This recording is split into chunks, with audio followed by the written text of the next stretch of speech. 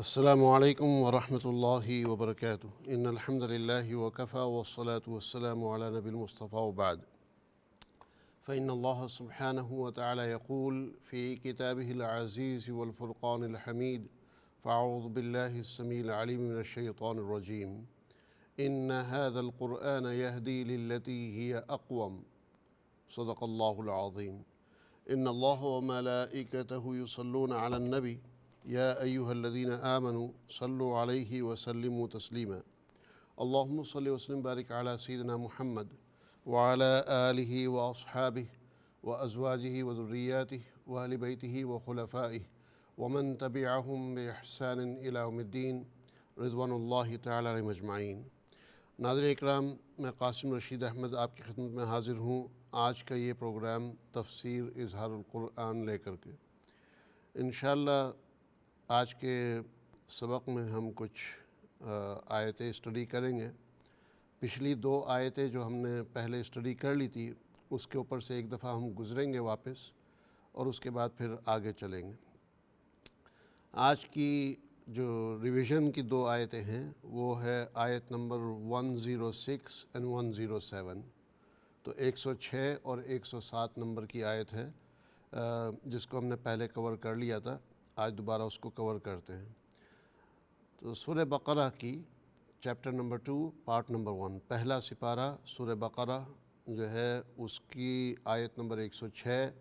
تفسیر اظہار القرآن اگر آپ کے پاس ہے تو اس کا پیج نمبر 181 ہے۔ آیت کا ٹائٹل ہے نسخ آیات۔ نسخ آیات مطلب کسی آیت کا کینسل ہونا یہ ہے۔ اب اس میں جو ہے میں بہت ہی مختصر رکھنا چاہوں گا، اگرچہ میں چاہ رہا تھا کہ آپ کے سامنے اس کو کھل کر کے بیان کروں اور اس کے اوپر کئی ساری اگزامپلز آپ کے سامنے رکھی جائیں، لیکن مجھے یہ اندازہ ہوا کہ جتنا زیادہ میں گہرائی میں جاؤں گا اتنا زیادہ آپ میں سے کئی کو کنفیوژن ہو جائے گا اور زیادہ، تو لہٰذا بیسکس کے اوپر ہی رکھا جاتا ہے اس وقت۔ اور اس وقت 3 پوائنٹ ذہن میں رکھ لیجئے نسخ آیات کے حساب سے۔ آیت سے مراد جو ہے نشانی ہے، اور اس آیت سے مراد معجزہ بھی ہو سکتا ہے اور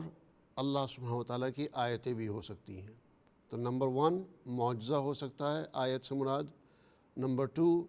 اللہ سبحانہ وتعالیٰ کی آیتیں چاہے وہ تورات زبور انجیل کی ہوں، اور نمبر 3 پہ قرآن کریم کی آیتیں بس بذات خود۔ تو یہ 3 پوائنٹس ہیں۔ معجزات کے بارے میں نے پچھلے پروگرام میں پورا تفصیل کے ساتھ آپ کو بتا دیا تھا کہ جو معجزات ابراہیم علیہ السلام کے آگ میں چلانے کا ہوا واقعہ، اسماعیل علیہ السلام کو ذبح کرنے کا، اسی طریقے سے مثلا یونس علیہ السلام کا تذکرہ نہیں ہوا تھا، لیکن یہ کہ یونس علیہ السلام کو مچھلی نے نگل لیا اور کئی دن مچھلی کے پیٹ میں رہے، اور وہاں پر جو دعا وہ کرتے رہے وہ تھی لا الہ الا انت سبحانک انی کنت من الظالمین۔ اور اس دعا کو اللہ سبحانہ وتعالیٰ نے قبول کیا اور ان کو مچھلی سے نجات ملی۔ مچھلی نے جو ہے سمندر کے کنارے آ کر کے ان کو پیٹ سے واپس نکالا، جو کہ مطلب ایک ورچولی امپاسبل سناریو ہوتا ہے کہ مچھلی نے اگر نگل لیا ہے تو، اور وہ بڑی مچھلی جو ویل ہوتی ہے، یعنی یہ سمجھ لیجئے ایک لوری ٹائپ کی جو شکل، ایک بس کے سائز کی جو یہ کہہ لیجئے کہ مچھلی ہوتی ہے، اتنی بڑی مچھلی نے جو ہے ان کو نگل لیا، اس سے بھی بڑی کہہ سکتے ہیں ہم۔ تو اب یہ کہاں پاسبل ہے کہ وہ کسی چیز کو، انسان کو یا کھانے کی کوئی چیز وہ نگل لے اور اس کو جو ہے وہ واپس منہ سے نکالے؟ تو چلو یہ پاسبل ہے کہ منہ سے واپس نکال دے، لیکن وہ نکالے گی تو عموماً سمندر کے اندر ہی نکالے گی، لیکن سمندر کے کنارے آ کر کے بالکل حفاظت کے ساتھ گویا کہ جان بوجھ کر کے اس نے نکالا ہے واپس، تو یہ ایک بذات خود معجزہ ہے۔ تو اس قسم کے جو ہے معجزات انبیاء علیہ السلام کے ساتھ ہوئے ہیں، تو وہ معجزہ کسی ایک نبی کو دیا جاتا ہے، آگے جو ہے اس کو پھر کینسل کر دیا جاتا ہے کہ وہی معجزہ پھر واپس ہر نبی کے ساتھ ریپیٹ نہیں ہوتا ہے۔ بسا اوقات جو ہے ایک نبی کو وہ معجزہ وقتی طور پر دیا جاتا ہے کہ وہی نبی بعد میں جو ہے اس معجزے کو جو ہے دوبارہ نہیں دہراتے۔ تو اس طریقے کا ایک تو کلیئر پوائنٹ یہ ہے کہ معجزات جو ہے وہ وقتی طور پر. دوسرا ہے آیت سے متعلق کہ آیت کا اگر فزیکل مطلب لیں، آیت سے مراد آسمانی کتاب کی آیتیں، آسمانی کتابوں کی آیتیں. تو قرآن کے آنے کے بعد اللہ سبحانہ و تعالیٰ نے پچھلی کتابوں کو کینسل کر دیا جو ہے. اس کے یہ کہہ لیجئے کہ اس کی عزت، اس کی حرمت، اس کا احترام، اس کا شرف، اس کا وقار سب کچھ بحال ہے، سب اپنی جگہ ہے جو ہے، وہ ختم نہیں ہوا جو ہے. اس کا مطلب یہ کہہ لیجئے کہ اللہ کی طرف سے پیغام ہونا جو ہے یہ کینسل نہیں ہوا یہ جو ہے. لیکن یہ کہ اس کو قرآن کے مقابلے میں اس کو فالو کرنا جو ہے وہ جو ہے کینسل ہوا کہ بھئی قرآن کی جو اب نشانیاں ہیں اور قرآن کی جو آیتیں ہیں اس کو فالو کیا جائے گا. اب جو ہے اس آیت سے یہ پوائنٹ بھی کلیئر کٹ صاف ظاہر ہے کہ بھئی قرآن نے آ کر کے پچھلی کتابوں کو منسوخ کر دیا، اور قرآن نأتی بخیر منہا کہ اس کو منسوخ کر کے اس سے بہتر کوئی اور چیز یعنی قرآن کریم اللہ سبحانہ و تعالیٰ لے کر کے آیا، او مثلہا، یا اگر آپ بہتر نہ بھی کہیں تو اس کے برابر تو ہے، کم از کم اس کے ٹکر کی تو ہے مثلہا. الم تعلم ان اللہ علی کل شیء قدیر، کیا آپ نہیں جانتے کہ بے شک اللہ سبحانہ و تعالیٰ ہر چیز پر قادر ہے. اب تیسرا پوائنٹ کہ آیت سے مراد اگر قرآن کریم کی ہی آیت ہے جو ہے تو کیا یہ پاسبل ہے کہ اللہ سبحانہ و تعالیٰ نے قرآن کریم کی بعض آیات کو نازل کیا اور پھر اس کو کینسل کیا؟ تو یہ تیسری آپشن ہے. اور جی ہاں یہ پوزیشن بھی ہے جو ہے، یہ پوزیشن بھی ہے کہ بعض آیتیں نازل ہوئیں اور اس کو اللہ سبحانہ و تعالیٰ نے یا تو رسول اکرم صلی اللہ علیہ وسلم کو بھلا دیا، یا یہ کہ جو ہے اس کو رسول اکرم صلی اللہ علیہ وسلم کو اطلاع کر کے کہ بھئی وہ آیتیں اب کینسل ہو گئی ہیں جو ہے، وہ اب قرآن کی تلاوت کا حصہ نہیں رہیں گی. اس کے اندر دو کیٹیگری ہیں اس میں. ایک وہ کیٹیگری ہے کہ آیت کا پڑھنا بھی منسوخ ہو گیا کہ آیت قرآن کا حصہ نہیں ہے، اور آیت کا جو حکم ہے وہ بھی کینسل ہو گیا. دوسری کیٹیگری ہے کہ آیت تو کینسل ہو گئی لیکن آیت کا حکم جو ہے وہ برقرار ہے جو ہے. اس کی ایک مثال دے دیتا ہوں جو ہے سورہ نور ہے، اس کی ایک آیت تھی وہ کینسل ہو گئی. سورہ نور کی ایک آیت تھی جو قرآن کریم میں آپ کو نہیں ملے گی. وہ آیت تھی الشیخ والشیخنۃ اذا زنیا فرجموہما نکالا من اللہ واللہ عزیز حکیم. یہ آیت تھی الشیخ والشیخنۃ اذا زنیا فرجموہما نکالا من اللہ واللہ عزیز حکیم. تو کہ ایک شادی شدہ مرد اور ایک شادی شدہ عورت اگر دونوں آپس میں زنا کرتے ہیں تو ان کو رجم کیا جائے، فرجموہما نکالا من اللہ، اللہ کے مرضی کے مطابق، اللہ کے قدرت کو کے خاطر جو ہے، اللہ کے حدود کو برقرار رکھنے کی خاطر جو ہے ان کو رجم کیا جائے. رجم کے معنی پتھر سے سنگسار کرنا جو ہے، یعنی اس حد تک کہ ان کے اوپر کھلے عام وہ کرنا کہ ان کی جان چلی جائے جو ہے. فرجموہما نکالا من اللہ. تو اب یہ آیت ہے، یہ آیت کینسل تو ہو گئی، پڑھنا جو ہے اس کا کینسل ہو گیا، قرآن کا حصہ وہ آیت نہیں ہے، لیکن اس آیت کا حکم برقرار ہے. اس آیت کا حکم ابھی بھی برقرار ہے. تو کہیں اگر اسلامی خلافت ہو، اسلامی دور ہو، اسلامی حکومت ہو، تو اس اسلامی حکومت کی جو کہ شریعت کے مطابق ہو حکومت، یعنی وہ حکومتیں جو غیروں کے نظم کے اوپر اور غیروں کے سسٹم کے اوپر جو ہے پاور میں آتے ہیں، وہ اسلامی حکومت گویا کہ اس کو قرار نہیں دیا جائے گا جو ہے. تو اسلامی طریقہ کار کے مطابق جو ہے جو دارالحکومت ہوتا ہے اور جو دارالخلافہ ہوتا ہے اور اس کا جو امیر ہوتا ہے، مثال کے طور پر حضرت ابوبکر صدیق رضی اللہ تعالیٰ عنہ، حضرت عمر الفاروق رضی اللہ تعالیٰ عنہ، حضرت عثمان غنی رضی اللہ تعالیٰ عنہ، حضرت علی المرتضی رضی اللہ تعالیٰ عنہ. تو اس طریقے سے پھر سیدنا امیر المؤمنین سیدنا عمر بن عبدالعزیز رضی اللہ تعالیٰ عنہ، اور پھر جو ہے خلافت عثمانیہ اور بنو عباسیہ اس کے دور میں جو آئے ہیں، تو تو جو ہے وہ خلافت جو ہے اس کی بات ہو رہی ہے، جو ہے کہ وہاں پر جو ہے جو سب سے قابل اور صلاحیت والا شخص ہوتا ہے اس کو جو ہے امیر مقرر کیا جاتا ہے۔ تو وہ اسلامی نظام کے تحت وہ شخص جو وہ لیڈر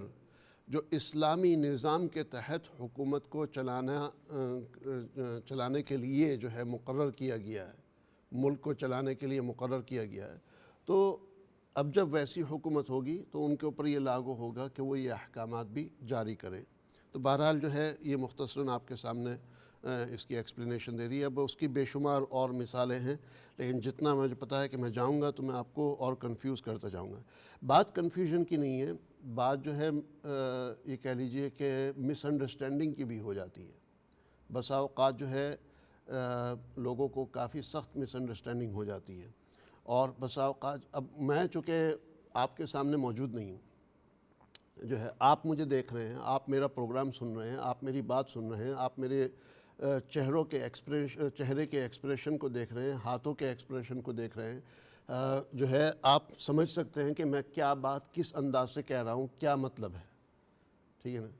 تو آپ جو ہے مطلب یعنی بہتر پوزیشن میں ہیں میری بات سمجھنے کے بنسبت اس کے کہ آپ جو ہے میری بات کو کس طریقے سے لے رہے ہیں، آپ جو ہے اس کو پورا سمجھ رہے ہیں یا آپ اس میں کنفیوژن ہو رہے ہیں۔ اگر کوئی میرے سامنے ہو جو ہے تو پھر تو چلو آدمی جو ہے اندازہ لگا سکتا ہے یا مزید سمجھا سکتا ہے، یا جو ہے کوئی اگر بات سمجھ میں نہیں آئی تو اس کو جو ہے اور کھل کر کے ایکسپلین کر سکتا ہے۔ میں ایک چھوٹی سی مثال دیتا ہوں۔ میں نے پچھلی آیتوں میں یہ کہا جو ہے کہ وَلَا تَشْتَرُوا بِآيَاتِي ثَمَنًا قَلِيلًا، ابھی چند آیت پہلے جو ہے یہ سبق گزرا تھا کہ میری آیتوں کو تھوڑی سی قیمت کے لیے نہ بیچو، جو ہے، اور اس قسم کی 3-4 دفعہ آیتیں آئی ہیں۔ تو اس میں نے ایک پوائنٹ یہ کہا جو ہے کہ جو پچھلی کتابیں تھیں، یہ کہہ لیجئے کہ تورات ہے، زبور ہے، انجیل ہے، تو ان کے علماء نے ان کتابوں کے مضامین کو بیچا، جو ہے بعض ایسے ہیں کہ انہوں نے اپنی طرف سے کچھ لکھ دیا، وہ وحی کا حصہ نہیں ہے، اور چونکہ پبلک پڑھی لکھی نہیں ہوتی تھی ان کے سامنے وہ 1-2 صفحے کا یا کتابچہ بنا کر کے وہ پیش کر دیا کہ بھئی یہ بائبل کا حصہ ہے، یہ انجیل کا یہ تورات کا حصہ ہے، اور لوگوں نے اس کو ہاتھوں ہاتھ خریدا، جو ہے کہ اس دور کے حساب سے جو بھی اس کی قیمت ادا کر سکتے تھے وہ کی، کہ مقدس ہمیں صحیفہ مل گیا، ایک چیپٹر مل گیا۔ اب میں نے اس میں یہ کہا کہ قرآن کی یہ امتیازی حیثیت ہے کہ قرآن کی جتنی بھی آیتیں ہیں وہ اسی طریقے سے ہیں، اس میں کوئی تبدیلی نہیں ہے۔ ہاں البتہ اس میں ہمارے علماء کا کمال نہیں ہے، یہ اللہ سبحانہ وتعالیٰ نے قرآن کریم کی حفاظت کا ذمہ اپنے اوپر لیا ہے۔ اللہ نے یہ کہا کہ اِنَّا نَحْنُ نَزَّلْنَا الذِّكْرَ وَإِنَّا لَهُ لَحَافِظُونَ، کہ ہم نے قرآن کو نازل کیا اور ہم ہی اس کی حفاظت کریں گے۔ تو یہ پوائنٹ میں نے بتایا کہ اللہ نے قرآن کی حفاظت کا ذمہ لیا ہے۔ اگر اللہ سبحانہ وتعالیٰ تمام علماء کے اوپر جو ہے کلیہ طور پر اگر ہمارے اوپر یہ چھوڑ دیا جاتا، جو ہے میری تو بات چھوڑیں، آپ جو ہے جو بڑے علماء ہیں، مفسرین ہیں، جو امت کے گزرے ہیں شروع سے اب تک کے، اگر ان کے اوپر چھوڑ دیا جاتا کہ بھئی یہ کتاب لو، اب اس کی حفاظت کرنی ہے، جو ہے خُذُوا بِقُوَّةٍ، پکڑو اس کو قوت کے ساتھ، مطلب اس کی حفاظت کرو۔ تو جس طریقے سے جو ہے موسیٰ علیہ السلام کی قوم کو کہا گیا تھا کہ جو ہے اس کو قوت کے ساتھ پکڑو، یحییٰ علیہ السلام کو کہا گیا جو ہے کہ ہم نے ان کو جو ہے یہ دیا اور یہ حکم دیا کہ اس کو قوت کے ساتھ پکڑو۔ تو اب جو ہے علماء کا اس میں کمال نہیں ہے کہ قرآن میں تحریف اور تبدیلی نہیں ہوئی ہے، یہ اللہ سبحانہ وتعالیٰ نے اپنے ذمے لیا۔ اب اس پوائنٹ کو جو ہے باقاعدہ کسی نے کچھ لوگوں نے جو ہے اپنے انداز سے انٹرپریٹ کیا، اور بعض جو ہے بڑے علماء ان کے سامنے یہ کہا کہ امام قاسم نے ٹی وی پہ لائیو پروگرام میں یہ کہا ہے کہ آپ لوگوں نے قرآن کی آیتوں کو بیچ دیا ہے۔ تو میرے کہنے کا یہ تھا کہ اگر اللہ سبحانہ وتعالیٰ یہ قرآن کی حفاظت کا ذمہ ہمارے اوپر چھوڑ دیتے کہ بھئی تم نے حفاظت کرنی ہے، تو شاید ہم بھی ویسا ہی کرتے، شاید کیا بلکہ تقریباً یقیناً ہم بھی ویسا ہی کرتے جیسا کہ پچھلے امتوں نے کیا ہے، امتوں کے علماء نے کیا ہے، کہ بھئی انہوں نے کتاب کے اندر تبدیلی کی یا بعض چیزیں نکال لیں اور بعض چیزیں اس میں اضافہ کر دیا، یہ وہ جو ہے ہم بھی ویسا ہی کرتے اس میں اور کیا ہے اس میں فرق ہے جو ہے۔ تو یہ ایک میں نے آپ کو چھوٹی سی مثال دی، جب سے تفسیر شروع ہوئی ہے آج پہلی دفعہ مثال دی، ورنہ تقریباً جو ہے ہر پروگرام نہیں تو چند پروگراموں میں سے کوئی نہ کوئی ایک پروگرام کا کچھ نہ کچھ حصہ لے کر کے بعض لوگ مس انڈرسٹینڈنگ کریٹ کرتے ہیں کہ جو ہے قاسم نے جو ہے ٹی وی پر تفسیر کے پروگرام میں یہ کہا ہے، اور زیادہ ٹارگٹ وہ پھر علماء کو کرتے ہیں، اور پھر علماء جو ہے اس کے اوپر جو ہے ریفیوٹ کرتے ہیں، بعض جو ہے وہ کہتے ہیں کہ جو ہے اچھا یہ تو جو ہے اس نے بالکل غلط کہا ہے۔ اب ظاہر ہے جو ان کو بتایا جائے گا تو وہ غلط طریقے سے بتایا جائے گا، وہ اس کے اوپر جو ہے کہیں گے غلط کا، اب وہ ان کا پوائنٹ لے کر کے پھر اوروں کے سامنے جو ہے پیش کیا جاتا ہے کہ دیکھیں جو ہے فلاں اتنے بڑے عالم نے کہا کہ جو ہے امام قاسم جو ہے انہوں نے یہ غلط بات کہی۔ تو اس طریقے میں ان چیزوں کے اوپر توجہ نہیں دیتا ہوں، لیکن یہ کہ جو ہے تھوڑا سا ظاہر ہے ان باتوں سے پھر محتاط رہ کر کے بسا اوقات اختصار کے ساتھ کام چلانے کی کوشش کرتا ہوں۔ ایسی باتیں لوگ کرتے رہیں گے، اس کے لیے میں نے صاف یہ کہا کہ کوئی بھی عالم دین ہے، کوئی بھی جن کو قرآن کا علم ہے جو ہے وہ میرے پروگرام کے درمیان میں جو ہے یہاں پر فون کر کے بات کر سکتے ہیں، میرے سے مجھے انٹرپٹ کر سکتے ہیں